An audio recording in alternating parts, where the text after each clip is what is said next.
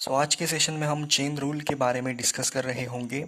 Differentiation में हमारा chain rule किस तरीके से अप्लाई हम कर सकते हैं। तो चेन रूल जानने से पहले हम ये एक बात मैं आपसे पूछना चाहूँगा कि आप जब dy बाई डी एक्स यानी कि डेरिवेटिव निकालते हो किसी भी फंक्शन का, ओके, तो जो आपकी तो क्या आप इन फंक्शंस का डेरिवेटिव निकाल सकते हो जो कि sine X to the power sine X होता है? और क्या आप इन फंक्शंस का डेरिवेटिव कभी निकाल सकते हो, निकाल पाते हो? इन्हीं क्वेश्चंस को सॉल्व करने के लिए हमारा आता है चेन रूल। और एक क्वेश्चन आप देख लीजिएगा कि y इज इक्वल्स टू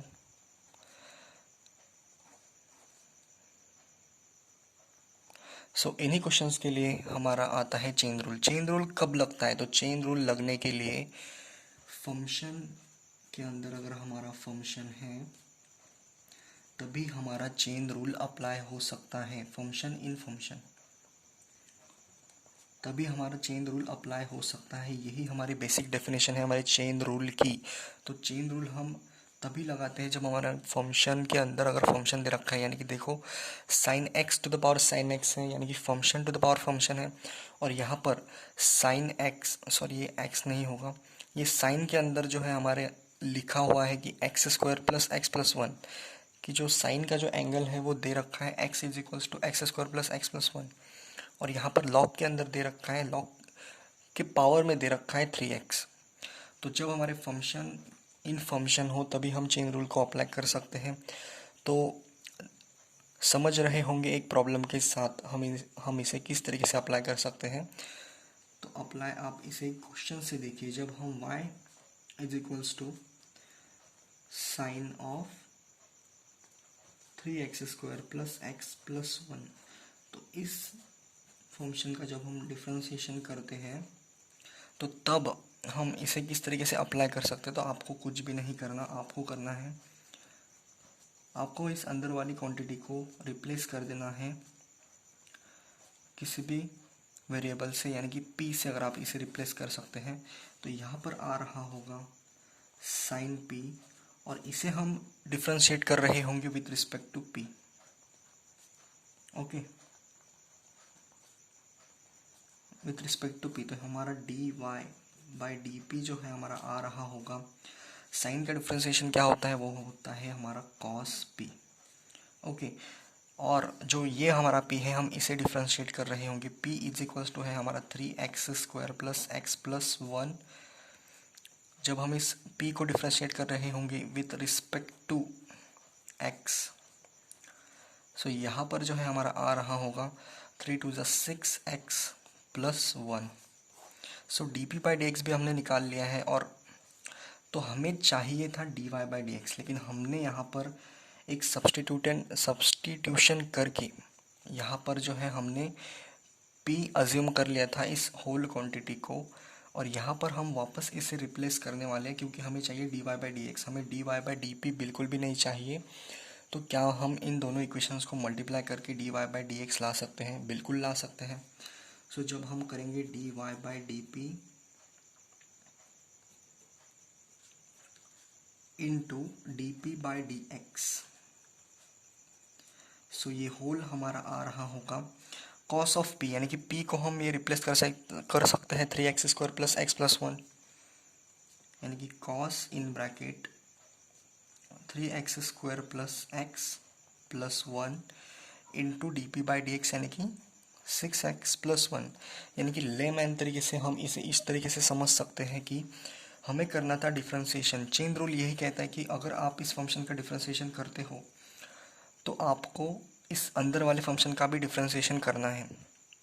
ये आप याद में ना भी रखो तो चलता है, लेकिन आपको करना होगा इसका डिफ्रेंशिएशन, यानी कि आपको अंदर घुसना है इस फंक्शन के और इस अंदर वाले फंक्शन को भी डिफ्रेंशिएट करना है। यानी कि साइन एक्स का होता है हमारा कॉस एक्स, और इस फंक्शन का भी हमें डिफ्रेंशिएशन करना है। यही हमारा चेन रूल है। बढ़ते हैं हमारे अगले क्वेश्चन की तरफ।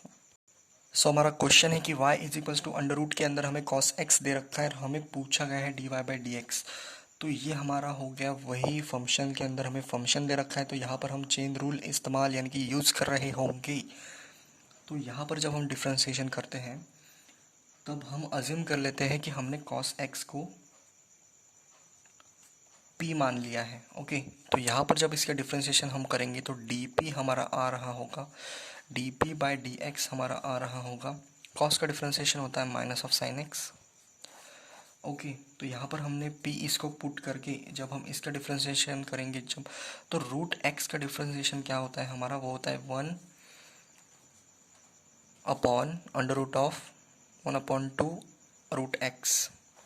ये हमारा होता है इसका डिफ्रेंशिएशन। तो यहाँ पर जब हम इसे अप्लाई कर रहे होंगे तो y is equals to under root के अंदर अगर p आ चुका है तो यहाँ पर इसका dy बाई dp जो है वो हमारा आ रहा होगा 1/2 रूट p।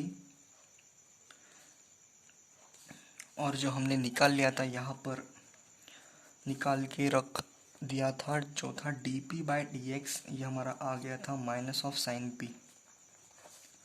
ओके, तो क्या मैं बोल सकता हूँ हमें चाहिए था dy बाई डी एक्स, लेकिन हमने निकाल के क्या रखा है dy by D P into D P by D x.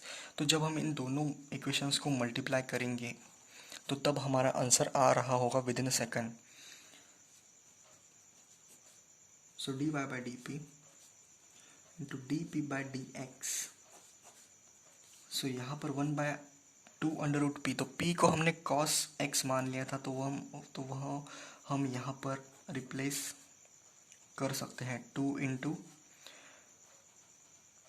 Cos x into minus of sine P.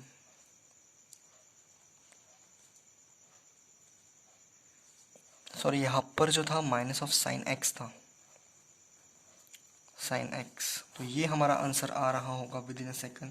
तो इसका जो आंसर था वो हमारा आ गया था 1/2 अंडर रूट के अंदर हमारा था कॉस एक्स और इनटू में था हमारा 1/sin x।